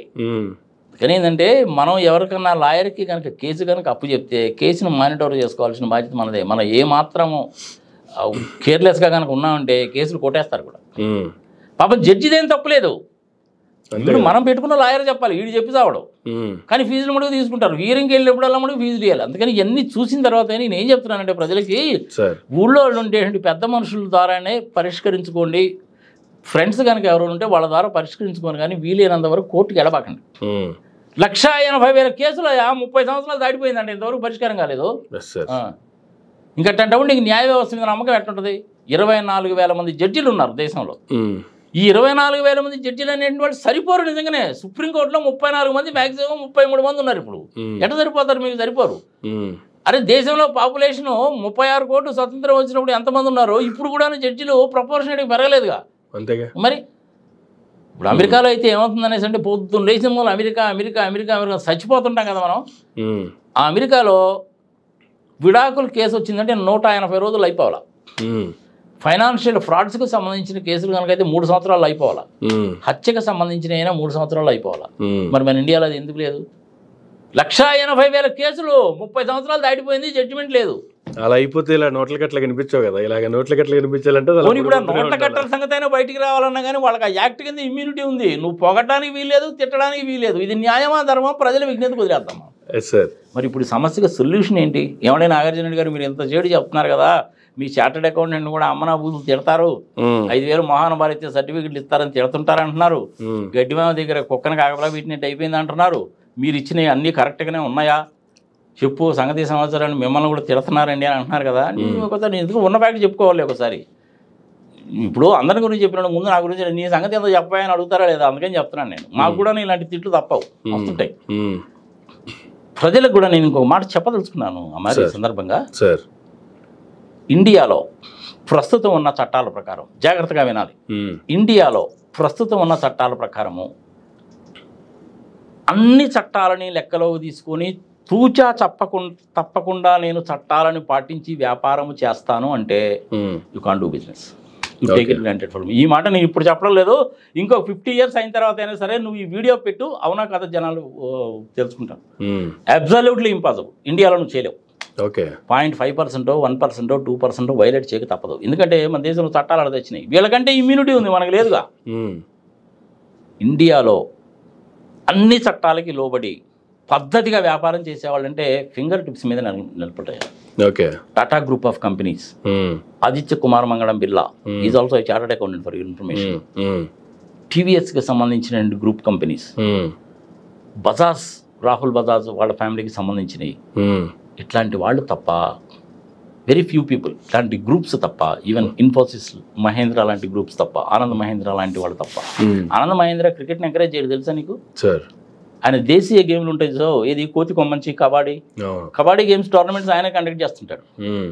అలాంటి బిజినెస్ పీపుల్ తప్ప ఎంత దూరమైనా వెళ్తారబ్బా వాళ్ళు. చట్టంలో లోపం ఉంటే నీ చట్టంలో లోపం ఉంది, చట్టం సరిచేయండి అంటారే కానీ రూపాయలు అంచ మీరు. అలాంటి వాళ్ళని మనం ఏళ్ల మీద లెక్క పెట్టచ్చు అంతే. దయచేసి నీకు దండం పెడతాను, అంబానీ సంగతి అదానీ సంగతి మటుకు అడగబాకు, వద్దులేండి. అందుకని ప్రజలు తెలుసుకోవాల్సింది ఏంటంటే చిన్న పెద్ద ఎవడైనా కావచ్చు కాక వ్యాపారస్తుడు, ఏ ర్యాంక్లో ఉండేవాడైనా సరిగా ఇండియాలో ఉండేటువంటి చట్టాలు ప్రత్యేకించి companies act, partnership act, GST, income tax, money laundering, foreign exchange management act ప్రకారము 100% నేను చట్టానికి లోబడి చట్ట ప్రకారమే నేను వ్యాపారం చేస్తాను అంటే యు ఆర్ ఎ ఫెయిల్యూర్. నువ్వు బిజినెస్ చేయలేవు. గుర్తుపెట్టుకో ఈ సంగతి. ఓకే. మరి ఇట్లాంటప్పుడు ఏం చేయాలంటే చట్టాల్లో మార్పులు తీసుకురావాల్సిందే. ఎవరు తీసుకురావాలి? ప్రజలలో ఉద్యమాలు వస్తే కానీ ఇలాంటివి జరగవు. ఇప్పుడు మనం మళ్ళీ టాపిక్ ఎందుకు డైవర్ట్ అయిపోతే అసలు దానికి వద్దాం. సార్ టాపిక్ వస్తున్నా. మరి ఇప్పుడు దీనికి నీకు సొల్యూషన్ ఏంటి? వస్తున్నా సార్, అక్కడికే వస్తున్నా. 14న స్టార్ట్ అయింది అన్నారు. అసలు ఏమి జరిగే అవకాశం ఉంది మీ ఉద్దేశంలో? దీన్ని ఎలా వదిలేయాలా, లేదంటే కొలిజియం చూసుకుంటుందిలే అని చెప్పి, లేదంటే దీని మీద ఏమన్నా ఇన్వెస్టిగేషన్ చేయాలా అంటే ఏం చెప్తారు సార్? అసలు మొదలుపెట్టారుగా ఇన్వెస్టిగేషన్. ఇందులోనే కదా చూసాం మనం. టైమ్స్ నౌలో నేను కూడా చూశాను. ఇది మనం మొదలుపెట్టడానికి ముందే టైమ్స్ నౌలో 3 అపాయింట్ చేసిన వాళ్ళు వచ్చారు. పత్రిక ఇలా అడుగుతున్నారు. వాళ్ళు ఏం చెప్పకుండా లోపలికి వెళ్ళిపోయారు. అంటే ఇన్వెస్టిగేషన్ అనేటువంటిది మొదలైంది. యాక్చువల్గా ఇన్వెస్టిగేషన్ అనేటువంటిది వీళ్ళ విషయంలో ఎట్లా జరుగుతుందో మనం చూడాలి. నేనేమనుకుంటున్నానంటే let me tell you very free and frankly, ఒక ఐఏఎస్ ఆఫీసర్ కానీ, ఐపీఎస్ కానీ, ఒక తహసీల్దార్ కానీ, ఇంకొకటి కానీ, ఇన్కమ్ ట్యాక్స్లో కానీ, జిఎస్టీలో కానీ, ఈడీలో కానీ ఇన్వెస్టిగేషన్ అంటే వాళ్ళు నోటీసులు ఇస్తారు. మనం వెళ్తాము, చెప్తాము, రికార్డింగ్ చేస్తారు. సిబిఐ వాళ్ళదైతే ఇంకా ఇదిగా ఉంటుంది. జగన్మోహన్ రెడ్డి ఇన్వెస్టిగేషన్ ఎలా చేశారో మనం చూసాంగా. జేడీ లక్ష్మీనారాయణను వాళ్లే కదా ఇన్వెస్టిగేషన్ చేశారు. ఆయన లోపల కూర్చోబెట్టుకుని దిల్కుష్ గెస్ట్ హౌస్లో అడుగుతుంటే షర్మిల, భారతి, విజయమ్మ గారు వీళ్ళందరూ అర్ధరాత్రి 12 గంటలప్పుడు ఖైరతాబాద్ ఫ్లైఓవర్ దగ్గర ఫుట్పాత్ మీద కూర్చున్నారయ్యా. ఒక ఎక్స్ చీఫ్ మినిస్టర్ భార్య, కూతురు, కోడల్ని అర్ధరాత్రి 12 గంటలప్పుడు మీరు ఫుట్పాత్ మీద కూర్చోబెట్టాల్సిన అవసరం ఏంటి? పక్కన గెస్ట్ హౌస్లో ఇంకెక్కడ కూర్చోబెట్టకూడదా? ఇది న్యాయమా, ధర్మమా? ప్రజల విజ్ఞత కుదిరేద్దాం. అట్లాంటివి కూడా జరుగుతాయి ఒక్కసారి. ఇన్వెస్టిగేషన్ చేయకూడదని చెప్పి నేను అంటలా, చేయాల్సిందే. ఈ విషయంలో కూడాను ఇన్వెస్టిగేషన్ చేసి తీరవలసినదే. మరి ఇన్వెస్టిగేషన్ ఎలా చేయాలి? ఎక్కడి నుంచి మొదలు పెట్టాలి? ఫస్ట్ చేయాల్సినటువంటిది, ఆయన ఇంట్లో లేడు సంగతి సమాచారము, 24 hours సెక్యూరిటీ ఉంటుంది కాబట్టి సెక్యూరిటీ ల్యాప్సెస్ అనేటువంటిది క్లియర్గా కనపడుతుంది. అది స్టార్టింగ్ పాయింట్. లోపలికి ఎవడొచ్చాడు, బయటికి ఎవడు పోయాడు అనేటువంటిది చూడాలి. సీసీ ఫుటేజెస్ చూడాలి. తగలబడ్డటువంటి దాంట్లో అతను ఇచ్చిన రిపోర్ట్ కరెక్ట్ కాదు అన్న సంగతి ఇప్పుడు క్లియర్గా తేలుతుంది కాబట్టి అక్కడి నుంచి మొదలు పెట్టాలి. ఇది ఎవరు ఇన్వెస్టిగేట్ చేయాలంటే ఒకళ్ళు ఇద్దరు చేసేటువంటి వ్యవహారం కాదు. మరి నేనేమంటానంటే నాకు తెలిసిన మేరకు, నేను కూడాను రాజ్యాంగం చదివాను, ఐపీసీ చదివాను, ఇది చదివాను, ఎలక్షన్ కమిషన్కి సంబంధించిన వ్యవహారాలు చాలా చదివాను, out of my own interest, ఒక్కోసారి అవసరం కూడా. అందుకని చెప్పి నేను కూడా చదివాను. ఇప్పుడు ఇన్కమ్ ట్యాక్స్లో మాకు కూడా ఏంటంటే సెక్షన్ 2లో డెఫినేషన్ ఉంటాయి. సెక్షన్ 28 దగ్గర నుంచి 40-44 వరకు ఏంటంటే ఓన్లీ బిజినెస్ ఇన్కమ్ గురించే ఉంటుంది. తర్వాత సెక్షన్ 139 వచ్చిందనుకో, నువ్వు రిటర్న్ ఎట్ట ఫైల్ చేసుకోవాలని ఉంటుంది. 133 ఉందనుకో, సర్వే అని ఉంటుంది. ఆ సర్వే కనుక కాబట్టి సెక్షన్ 147, 148 సెర్చ్ అండ్ సీజరు. అంటే నీ ఇంటికి వచ్చి సెర్చ్ అండ్ సీజర్ అంటే ఇన్కమ్ ట్యాక్స్ దాడులు జరిగిన అంటారు కదా, అది ఉంటుంది. సెక్షన్ 153, 154 ఆఫీసర్ పాస్ చేసిన అసెస్మెంట్ ఆర్డర్ నాకు సరిగా లేకపోతే నేను మళ్ళీ అప్పీల్కి వెళ్ళొచ్చు. అది ఎక్కడైనా ఉంటుంది. అది భారత రాజ్యాంగంలో ఉన్న fundamental principle. An opportunity of being heard must be given కాబట్టి ఇస్తారు. ఇలా చాలా సెక్షన్స్ ఉంటాయి మాకు కూడాను. క్యాపిటల్ గెయిన్స్ అంటే సెక్షన్ 45 దగ్గర నుంచి ఇక్కడ వరకు అని, అలాగే సెక్షన్ 194 అని, 194 అంటే టీడీఎస్కి సంబంధించినటువంటిది, సెక్షన్ 270 అని ఉంటాయి. అన్ని మాకు మటుకు యాడ్ గుర్తుంటాయి, ఉండవు కదా. యాజ్ అండ్ వెన్ అవసరం వచ్చినప్పుడు మేము కూడా రిఫర్ చేసుకుంటుంటాం. నాకు అవుట్ ఆఫ్ ఇంట్రెస్ట్ చాలా ఉంది కాబట్టి భారత రాజ్యాంగంలో సెక్షన్స్, ఆర్టికల్స్ చదివాను, సెక్షన్ అనకూడదు, ఆర్టికల్స్ చదివాను, పిఎంఎల్ఏ యాక్ట్ చదివాను, జిఎస్టీ చదివాను, ఇవన్నీ చదివాను. అందుకని కొంచెం అవగాహన ఉంటుంది. వీటన్నిటిని దృష్టిలో పెట్టుకొని నేనేమంటానంటే మరి ప్రజలు ఎలా రిసీవ్ చేసుకుంటారు అన్నది, అడ్వకేట్స్ ఎలా రిసీవ్ చేసుకుంటారు, డాక్టర్లు ఎలా తీసుకుంటారు, లా చదువుకుంటున్న పిల్లలు ఎలా తీసుకుంటారు, రిటైర్ అయినటువంటి జడ్జెస్, లీగల్ ప్రొఫెషన్లో ఉన్న వాళ్ళు ఎలా తీసుకుంటారు అనేటువంటిది వేరే విషయం అయినప్పటికీ నన్ను అడిగితే నేనేం చెప్తానంటే థరోగా ఇన్వెస్టిగేషన్ చేయాలి. ఇన్వర్డ్, అవుట్వర్డ్ ఎంట్రీ బుక్ దగ్గర నుంచి మొదలుపెట్టి చేయాలి. సీసీ ఫుటేజెస్ చూడాలి, ఫైర్ ఆఫీసర్ ఇచ్చింది చూడాలి, వాళ్ళది లెక్కలోకి తీసుకోవాలి. మరి ఇవన్నీ కనుక చేయాలి అనే పని అయితే నీకు కమిటీ అంటూ ఫామ్ చేయాలిగా. దీని ప్రకారం ఏంటంటే ఈ చట్ట ప్రకారం వీళ్ళకి ఇచ్చిన ఇమ్యూనిటీ ప్రొటెక్షన్ ప్రకారము వాళ్లే కమిటీ ఫామ్ చేసుకొని వాళ్లే విచారిస్తారట. అది ఎట్ట కుదురుతుంది? అది అంతే కదా మరి. కానీ నువ్వు నన్ను అడగకూడదు, నేను ఆ మాట చెప్పకూడదు. కంటెంప్ట్ ఆఫ్ కోర్టు కేసు పెడతారు, జాగ్రత్త. అని భారత రాజ్యాంగం ఒక ఆర్టికల్ 19 ప్రకారం వాక్ స్వాతంత్ర్యం ఇచ్చింది. నేనేం తప్పు పట్టడం లేదు, ఎవరిని దూషించడం లేదు, 3rd క్లాస్ లాంగ్వేజ్ మాట్లాడలేదు, నా ఒపీనియన్ చెప్తున్నాను అంతే. ఎలా ఉండాలంటే ఆ కమిటీ ఒకళ్ళు ఇద్దరినో రిటైర్డ్ జడ్జెస్ని తీసుకోండి. సే ఫర్ ఎగ్జాంపుల్ చలమేశ్వరరావు గారు లాంటి వాళ్ళని ఒకళ్ళనో ఇద్దరినో తీసుకోండి. చలమేశ్వరరావు గారు లాంటి వాళ్ళని, చందు లాంటి వాడిని, జస్టిస్ చందు లాంటి వాళ్ళని ఒకళ్ళిద్దరిని తీసుకోండి. ఇన్కమ్ ట్యాక్స్ డిపార్ట్మెంట్ నుంచి ఒకళ్ళనో ఇద్దరినో తీసుకోండి. అంటే ఎట్లాంటి వాళ్ళని, doctor MA Uday Kumar retire అయిపోయాడు కమిషనర్ కింద, నాకు కూడా మంచి ఫ్రెండ్ ఆయన. ఆయన విచిత్రం ఏంటో తెలిసిన, ఆయన న్యూక్లియర్ ఫిజిక్స్లో PhD.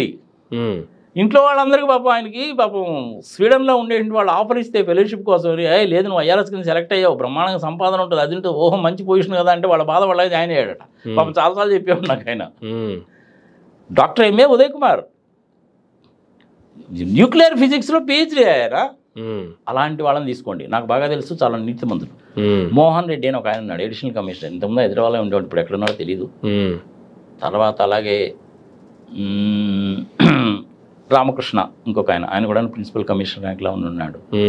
దెన్ అదేవిధంగా తోట సుబ్రహ్మణ్యం అని is also well integrated personality. Income ట్యాక్స్లో నాకు తెలిసిన వాళ్ళు, ఇట్లాంటి వాళ్ళు చాలామంది ఉన్నారు. సడన్గా పేర్లు గుర్తుకొచ్చినాయి, వాళ్ళతో ఇంటరాక్షన్ ఉంది కాబట్టి వాళ్ళ పేర్లు చెప్తున్నాం. వాళ్ళని తీసుకోవాలని కాదు, అలాంటి వాళ్ళని తీసుకోండి ఇన్కమ్ ట్యాక్స్ నుంచి. GST నుంచి కూడా నువ్వు ఇద్దరు ముగ్గురు తీసుకోవచ్చు. Say Raghuram Reddy for example, GST IRS వైజాగ్లో ఉన్నాడు, అట్లాంటి వాళ్ళని తీసుకోవచ్చు. అలాగే ED నుంచి కూడా ఒకళ్ళనో ఇద్దరినో తీసుకోండి. CBI నుంచి ఒకళ్ళనో ఇద్దరినో తీసుకోండి. అంటే ఇంతకుముందు JD లక్ష్మీనారాయణ CBIలోనే పనిచేశాడు, అలాంటి వాళ్ళని తీసుకోండి. ఆయన అంటే అంతకుముందంటే CBI, ఇప్పుడు CBIలో లేడుగా. ఇప్పుడు CBIలో లేడు, ఇండిపెండెంట్గా ఉన్నాడు, పొలిటికల్గా పార్టీ పెట్టుకున్నాడు, ప్రజాసేవ చేస్తున్నాడు. అలాంటి వాళ్ళని తీసుకోండి. జయప్రకాష్ నారాయణ లాంటి వాళ్ళు పెట్టండి ఆ కమిటీలో. అట్లా కమిటీని కనుక ఫామ్ చేస్తే నిష్పక్షపాతంగా వాళ్ళు చేస్తారు కాబట్టి వాస్తవాలు మొత్తం బయటకు వస్తాయి. మళ్ళీ చెప్తున్నా, కొలీజియం వాళ్ళే ఒక ముగ్గురునో నలుగురినో అపాయింట్ చేసి మేమే ఇంటర్నల్గా చేస్తామనేసి దాని మూలంగా ఎటువంటి ఉపయోగం ఉండదు. ప్రజల్లో ఇప్పటికే భారతదేశంలో ఉన్న న్యాయ వ్యవస్థ మీద చాలా దారుణమైనటువంటి నీచమైనటువంటి, I'm sorry to use the word, అలాంటి అభిప్రాయాలు ఉన్నాయి. ఇలాంటి విషయాల మూలకంగా ఇంకా దిగజారిపోతుంది, న్యాయ వ్యవస్థ భ్రష్టు పట్టిపోతుంది. I'm very sorry to say this. దాన్ని పరిరక్షించాల్సిన బాధ్యత ఇప్పటికైనా ఉంది. ఈ చట్టం తీసేయి, ప్రొటెక్షన్ యాక్ట్ కింద వాళ్ళకి ప్రొటెక్షన్ ఇవ్వడం అనేటువంటిది అంత తప్పు అని చెప్పి నేను అంటలా, కానీ దాన్ని మిస్యూటిలైజ్ చేయకూడదు కదా. కానీ నేనేమంటానంటే జయప్రకాష్ నారాయణ గారిని తీసుకోండి, అలాగే ఉండవల్లి అరుణ్ కుమార్ లాంటి వాళ్ళని నిష్పక్షపాతంగా ఉండే వాళ్ళని తీసుకోండి, JD లక్ష్మీనారాయణ తీసుకోండి, తోట సుబ్రహ్మణ్యము లేకపోతే డాక్టర్ ఎంఏ ఉదయ్ కుమార్ లాంటి వాళ్ళని తీసుకోండి. ఇంకొక ఇద్దరు ముగ్గురు చలమేశ్వరరావు, జస్టిస్ చందు లాంటి వాళ్ళని తీసుకోండి. CBI నుంచి తీసుకోండి. చక్కటి కమిటీ ఫామ్ చేయండి. 7, 9, 11 మంది, ఎంతమంది అయితే ఏమైంది, ఎవరి పని వాళ్ళు చేసుకుంటారు, అంతే కదా. అప్పుడు నీకు చక్కగా విచారణ జరుగుతుంది కాబట్టి 90 రోజులు బయటకు వచ్చేస్తాయి వారం, పక్కాగా ఉంటుంది. వాళ్ళు ఎవరికి లొంగేవాళ్ళు కాదు. చాలా ఎమినెంట్ పీపుల్గా నాకు తెలిసినంత వరకు మంచి ఎమినెంట్ పీపుల్ని చెప్పారు. ఇష్టం అనేటువంటిది సుప్రీంకోర్టు చీఫ్ జస్టిస్కి వదిలేద్దామా, అంతే. నేను మీ టీవీ ద్వారా ఏమడుగుతున్నానంటే, ప్రజలు కూడాను ఇలాగే కనుక అడిగితే న్యాయ వ్యవస్థ బాగుపడుతుంది. న్యాయదేవత ఆల్రెడీ గంతలు తీసేశారు కదా, బాగానే ఉంది. ఇలాంటి ఇన్స్టాన్సెస్ కనుక జరిగితే ప్రపంచవ్యాప్తంగా భారతీయ న్యాయ వ్యవస్థ మీద, జడ్జిల మీద ప్రపంచవ్యాప్తంగా పరువు పోతుంది, నవ్వులు పాలైపోతాం మనం. ఇండియాలో ఏ కోర్టు ఏ జడ్జిమెంట్ ఇచ్చినా కానీ తగలబడ్డది జడ్జిమెంట్, వీళ్ళ సంగతి తెలియదే ఉంది, డబ్బులు తీసుకొని ఇచ్చుంటారు అంటారు. అది 10 కోట్ల 15 కోట్ల 50 కోట్ల మనకు తెలీదు. తగలబడ్డదా లేదా అంటే నీకు క్లియర్గా కనపడతానే ఉంది. కానీ ఆయన ఏమంటున్నాడు, నన్ను భ్రష్టు పట్టించడానికి ఎవడో చేశాడండి నా ఇంట్లో అంటున్నాడు ఆయన. నీ ఇంట్లో ఎవడో వచ్చి చేశాడు అనేసి అంటే నీ సెక్యూరిటీ వాళ్ళు ఏం చేస్తున్నారు అడగాలిగా, అంతే కదా. అలాంటివి కనుక అడగాలంటే JD Lakshminarayana is the right person. CBIలో డైరెక్టర్గా ఉన్నాడు కాబట్టి. అసలు ఈ క్యాష్ ఏమిటి, నీకు డబ్బులు ఎక్కడి నుంచి వచ్చినాయి సంగతి సమాచారం అంటే డాక్టర్ ఎంఏ ఉదయ్ కుమార్ లాంటి వాళ్ళు, మోహన్ రెడ్డి లాంటి వాళ్ళు కనుక పెట్టామనుకోండి, వాళ్ళు డబ్బులు తినేవాళ్ళు రిటైర్ అయిపోయినాడు, పక్కాగా చేస్తారు. అది ఇన్కమ్ ట్యాక్స్ నుంచి తీసుకో, ఇళ్ళని పెట్టి చేయి. జయప్రకాష్ నారాయణ గారు ఉన్నారనుకోండి, ఆయన తర్వాత ఆయన మాట్లాడతాడు, తప్పే ఉంది. నన్ను పెట్టమనే నేను అడగడం లేదుగా. వీళ్ళందరూ ఎమినెంట్ పీపుల్. ఇది ఉండవల్లి అరుణ్ కుమార్ గారు చిన్న మనిషి ఏం కాదుగా, పెట్టండి. అట్లాంటి వాళ్ళు పెట్టి కనుక చేస్తే వ్యవహారం తేలిపోద్ది. 90 రోజుల్లో ఈజీగా తేలిపోద్ది వ్యవహారం. ఇంకా నేను ఇంతకంటే చెప్పలేను బాస్ నీకు. భారతదేశానికి ప్రపంచంలో వాళ్ళందరూ కూడాను చెయ్యెత్తి చూపించకుండా ఉండాలి అంటే, ఏలెత్తి చూపించకుండా ఉండాలి అంటే, భారత న్యాయ వ్యవస్థని ప్రపంచము ద్వేషించకుండా ఉండాలి అంటే, మంచి గౌరవప్రదంగా ఉండాలి అంటే, ఈ విషయంలో మటుకు అన్నీ తీసి పక్కన పెట్టి థరోగా ఇన్వెస్టిగేషన్ చేయాల్సిందే. తప్పైతే తప్పని ఒప్పుకోయా, ఏం పోయింది అది, తప్పని ఏంటో మానవ సహజం, ఎవడైనా చేస్తాడు, తప్పే ఉంది అందులో. ఈ సందర్భంగా నేను ఇంకొక మాట కూడా చెప్పదలుచుకున్నాను అమర్, నీకు ప్రజలకు కూడా తెలుస్తుంది. ఈ మధ్యకాలంలో యంగ్ జడ్జెస్ చాలామంది వచ్చారు. జూనియర్ సివిల్ జడ్జ్ అని, సీనియర్ సివిల్ జడ్జ్ అని, ప్రిన్సిపల్ జడ్జెస్ అని యంగ్ జనరేషన్ వాళ్ళు వచ్చారు, అంటే బిలో 30 years వాళ్ళు. రాజస్థాన్లో 2018లో ప్రమోద్ కుమార్ సింగ్ అని 21 yearsకి జడ్జి అయిపోయాడయ్యా. సుమన్ కుమార్ సింగ్. అట్లాంటి వాళ్ళు జడ్జెస్ చాలామంది ఉన్నారు. ఇప్పుడు మన ఆంధ్రప్రదేశ్లో కూడా నేను కొంతమందిని చూశాను, పెళ్లిగాని జడ్జి చాలామంది ఉన్నారు. That's different thing. అంటే పెళ్లిగాని ప్రసాదులు కాదు సుమా వాళ్ళు, టేక్ ఇట్ ఈజీ. ఆ జడ్జెస్ ఎట్లా ఉన్నారంటే, ఇప్పుడు జడ్జి గారు నమస్తే, నా బాధ ఏంటి, నా సంగతి ఏమిటి, నేను మీ సమక్షంలో చెప్పుకోవాలనుకుంటున్నానండి, నాకు ఒక 5 నిమిషాలు టైం ఇవ్వండి అంటే ఇస్తున్నారు వాళ్ళు. నేను ప్రత్యక్ష సాక్షి, నాకు 2-3 సార్లు ఇచ్చారు అట్లా. అంటే మనం ఎనీహౌ లాయర్ని పెట్టుకుంటాము. నేను జడ్జిని అడిగితే నాకు ఇచ్చారు. I beg you my lord, I want to tell about my case, I want to express my grief, this particular thing is causing me mental agony, please give me an opportunity express my thing అని నేను అడిగితే నాకు అవకాశం ఇచ్చారు. నువ్వు చెప్పుకోవచ్చు. Younger జడ్జెస్లో ఆ nature ఉందబ్బా, ఎందుకంటే వాళ్ళు చూస్తున్నారు అనమాట, ఈ కోర్ట్స్ ఎలా ఉన్నాయి, ఈ జడ్జిమెంట్స్ ఎలా ఉంటున్నాయి, తగాదులు ఎందుకు వస్తున్నాయని చూస్తున్నారు. కాబట్టి younger judges, male or female both, అందరు కూడా మంచి అవకాశం ఇస్తున్నారు. ఇది ఒక మంచి ప్రాక్టీస్. ఇది నేను చేతులు జోడించి నీ ద్వారా ఆ యంగ్ జడ్జెస్ని రిక్వెస్ట్ చేస్తున్నాను, you please continue the same thing. Stages thing అబ్బా అది. నువ్వు ఇచ్చేటువంటి జడ్జిమెంట్ అనేటువంటిది కొన్ని జీవితాలను కాపాడుతుంది, తగాదులు తగ్గిస్తుంది. ఒక్కోసారి అయితే కొన్ని జడ్జిమెంట్స్ అనేటువంటిది కొన్ని వేల మంది ప్రజలను రక్షిస్తుంది. సమాజంలో ఉన్నటువంటి కొన్ని పనికిమాలిన వాటిని తీసేస్తుంది. అది ఎప్పటి నుంచో కొట్టుకుంటున్న కేసులు పరిష్కారం అయిపోతాయి. అయోధ్య కేసే బెస్ట్ ఎగ్జాంపుల్, ఎస్ఆర్ బొమ్మాయిది బెస్ట్ ఎగ్జాంపుల్. అందుకని యంగర్ జడ్జెస్ అందరు కూడాను నేను చూసినంత వరకు ఇవాళ రేపు చాలా బాగున్నారు వాళ్ళు. I request these younger judges to follow the principles. ఏమీ చేయాల్సిన పని లేదు. వాళ్ళు ఎవిడెన్సెస్ ఏంటి, డాక్యుమెంట్స్ ఏమున్నాయి, ఇద్దరు వాదనలు ఏమున్నాయి క్లియర్గా వినండి, జస్ట్ అండ్ ఈక్విటీ ఇవ్వండి, principles of natural justice follow కండి, ఎవిడెన్సెస్ చూడండి, చట్టం ఏంది చెప్పిందో చూడండి, నిష్పక్షపాతంగా మీరు జడ్జిమెంట్ ఇవ్వండి. ఆత్మహత్యలు కూడా అయిపోతాయి ఒక్కసారి. కొన్ని వేల మంది ఆధారపడి ఉంటారు ఒక్కోసారి కొన్ని జడ్జిమెంట్స్ మీద. ఇప్పుడు తలాక్ జడ్జిమెంట్స్ ఇచ్చారు, తలాక్ జడ్జిమెంట్ ఏందిలే ఇచ్చారు, అది దాని మూలకంగా అన్యాయంగా పాపం చాలామంది ముస్లిం ఆడపిల్లలు ఉమెన్ దెబ్బతినేవాళ్ళుగా. దాని మూలకంగా బాగుపడ్డారా లేదా? 75 సంవత్సరాల నుంచి ఉన్నటువంటి ఒకే ఒక కేసు, అయోధ్య కేసు పరిష్కారం అయితే అయిపోయిందిగా. కానీ జడ్జెస్కి ఆ పవర్ ఉంటుంది. జడ్జెస్కి మనం ప్రొటెక్షన్ కూడా ఇవ్వాల్సిందే కాదని నేను అంటున్నా. కానీ ఆ ఇచ్చిన ప్రొటెక్షన్ని వీళ్ళు దుర్వినియోగం చేసిన దాని మూలకంగానే ఈ ప్రాబ్లమ్స్ వస్తాయి. అందుకని యంగర్ జడ్జెస్ మటుకు they have to follow that. ప్రపంచంలో ప్రతి భారతీయుడిని కూడాను చూసి భారతదేశంలో న్యాయ దేవత బ్రహ్మాండంగా ఉంది. భారతదేశంలో ఒక కోర్టు జడ్జిమెంట్ ఇచ్చిందంటే ప్రపంచంలో అందరూ ఫాలో కావాల్సినటువంటి పరిస్థితి, అందరం మనం ఫాలో కావాలి అనేటువంటి పేరు ప్రఖ్యాతలు భారతదేశానికి రావాలి. యంగ్ జడ్జెస్ అందరూ కూడా దీన్ని గుర్తుపెట్టుకోండి. నమస్తే.